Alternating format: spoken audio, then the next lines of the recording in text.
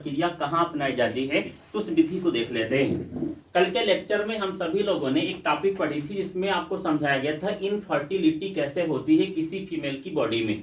हम एक मादा जनन तंत्र की तरफ चलेंगे और एक मादा जनन तंत्र में आपको कई बार ये डायग्राम बनाकर समझाया जा चुका है कौन कौन से पार्ट हैं और किसी भी फीमेल की बॉडी में इनफर्टिलिटी कैसे होती है। तो फीमेल की बॉडी में इनफर्टिलिटी के एक कारण नहीं है, अनेक कारण हैं, जबकि साथ में मेल भी एक मुख्य कारण उत्पन्न करता है किसी भी संतान के न उत्पन्न होने का।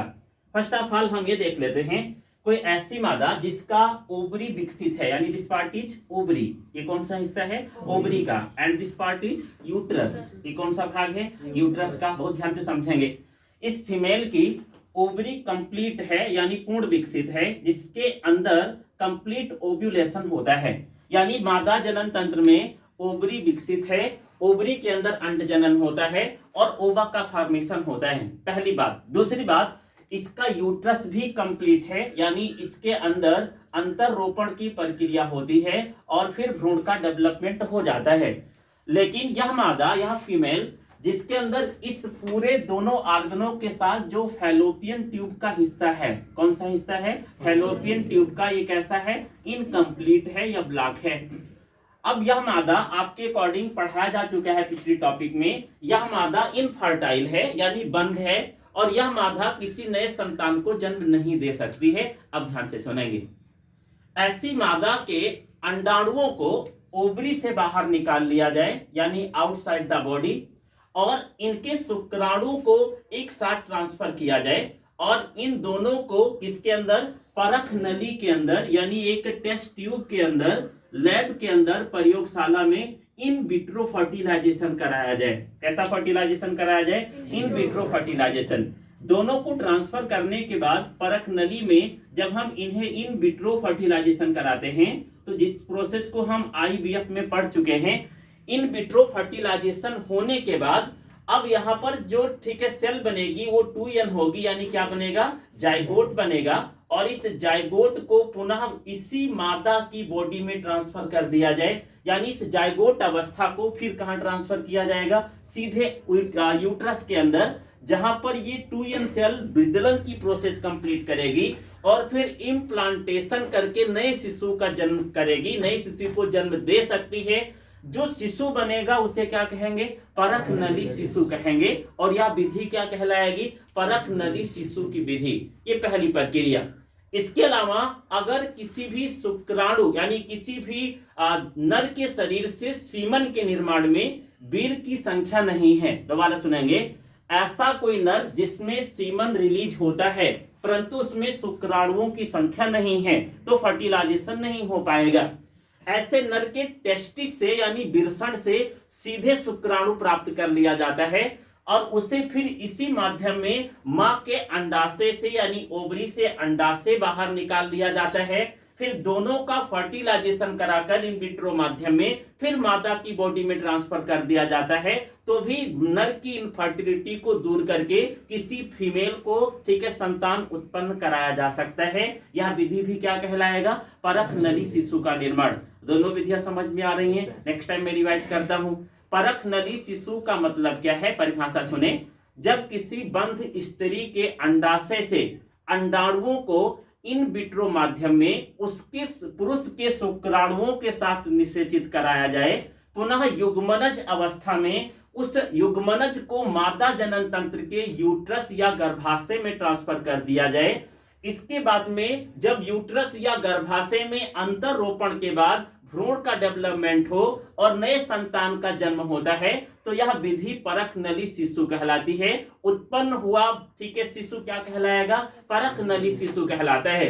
इसके अलावा परख नली शिशु का उपयोग दोनों यानी नर व मादा दोनों की इनफर्टिलिटी को दूर करने के लिए किया जाता है। पहली सिचुएशन में किसी मादा की ओवरी कंप्लीट विकसित होती है, इसका यूट्रस कंप्लीट विकसित होता है परंतु क्या विकसित नहीं होता है फैलोपियन ट्यूब इनकम्प्लीट होता है या ब्लॉक होता है, जिसके कारण ओवरी से अंडाशय फैलोपियन ट्यूब में ट्रांसफर नहीं हो पाते हैं और फर्टिलाइजेशन नहीं होता है। ऐसी मादा की ओवरी से ओवा को बाहर निकालकर इन विट्रो फर्टिलाइजेशन कराया जाता है। अगर नर में वीर्य तो पाया जाएगा, परंतु वीर्य के अंदर शुक्राणु नहीं पाए जाते हैं, तो शुक्राणुओं को प्राप्त करने के लिए किसी नर के वृषण से सीधे शुक्राणु प्राप्त कर लिया जाता है और मादा के ओवरी से अंडाणु प्राप्त कर लिया जाता है। उन्हें फिर इन विट्रो फर्टिलाइजेशन कराने के बाद फिर गर्भाशय में ट्रांसफर करके नए शिशु का जन्म कराया जाता है, जिसे हम क्या कहते हैं, परख नली शिशु कहते हैं। अब आपको परख नली शिशु समझ में आ रहा होगा, ये कंप्लीट डायग्राम भी बनाएंगे और डिटेल में डिस्कस करेंगे। लिखना शुरू करें हेडिंग डालकर, परख नली शिशु माध्यम में, अगली डिफिनेशन इन्वर्टेड कामा में, इन विट्रो माध्यम में नर के शुक्राणु व मादा के अंडाणुओं का, इन विट्रो माध्यम में नर के शुक्राणु व मादा के अंडाणुओं का प्रयोगशाला में निषेचन कराकर, प्रयोगशाला में निषेचन कराकर मादा के गर्भाशय में स्थानांतरण द्वारा, मादा के गर्भाशय में स्थानांतरण द्वारा नए संतान की उत्पत्ति कराने की विधि परख नली शिशु कहलाती है।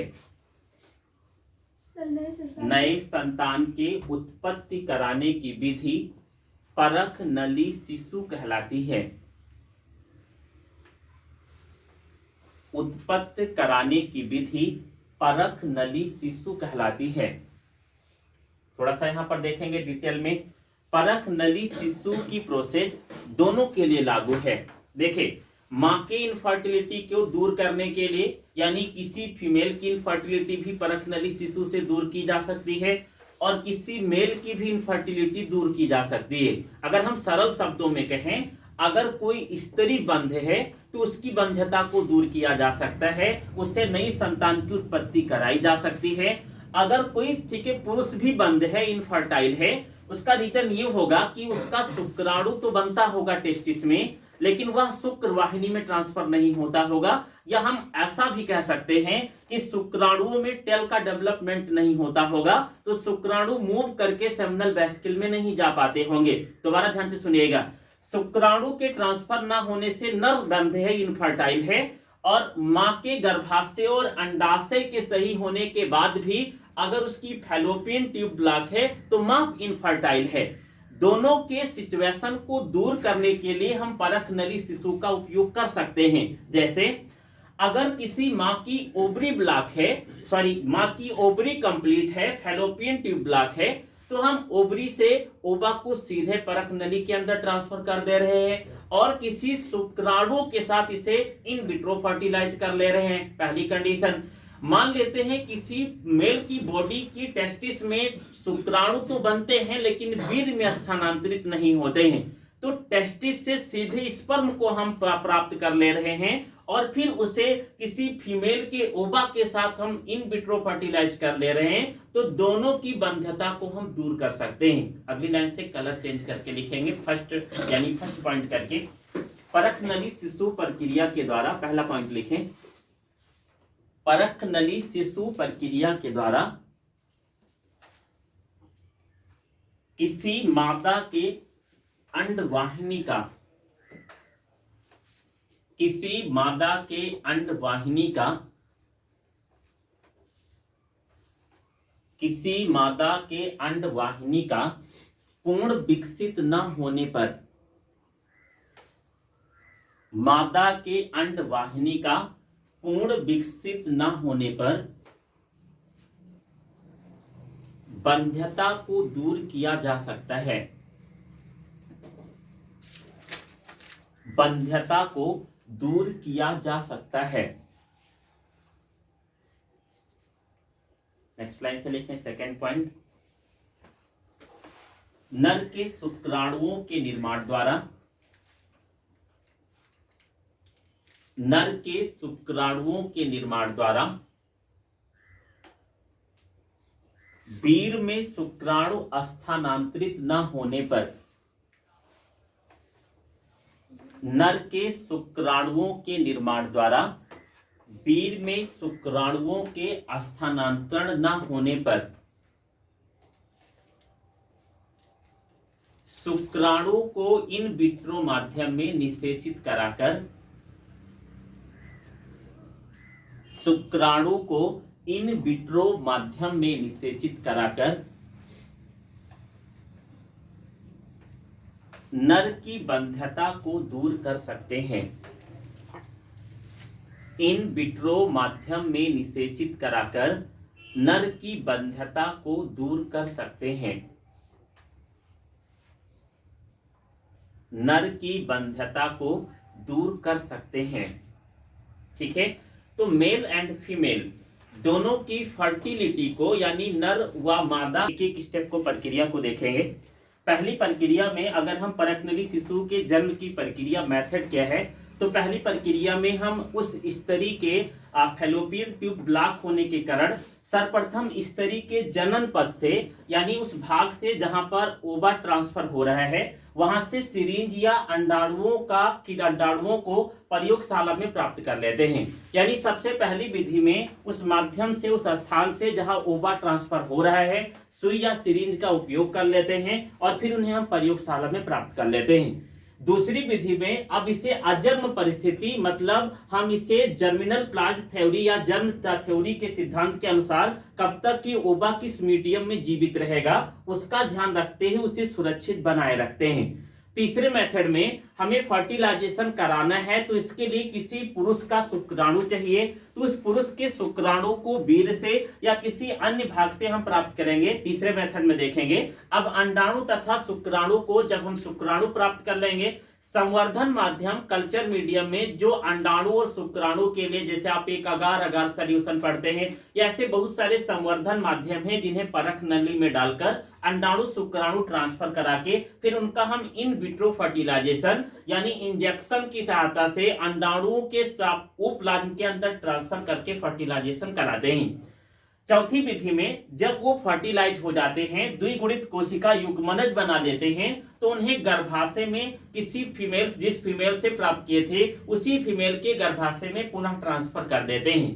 पांचवी विधि में अब हम मादा जनन तंत्र में सेम प्रोसेस देखेंगे जो जर्नल किसी फीमेल की बॉडी में होता है। यानी पहले क्लीवेज विदलन होगा, देन मारुला फॉर्मेशन मारुला का निर्माण, देन कोकर फूटी ब्लास्टोसिस्ट का निर्माण, देन इसके बाद इम्प्लांटेशन अंतरोपण और उसके बाद 250 से 270 दिनों में यहाँ पर प्लेसेंटा भी डेवलप होगी, एमनियन कोरियन याल्क सेक डेवलप होगा और 270 दिनों में पूरा का पूरा भ्रूण विकसित हो जाएगा। फिर यह फीमेल प्रसव के द्वारा नए शिशु को जन्म देगी जिसका नाम परख नली शिशु रखा जा सकता है। तो this is the method of test tube baby, परख नली शिशु के ठीक है प्रोसेस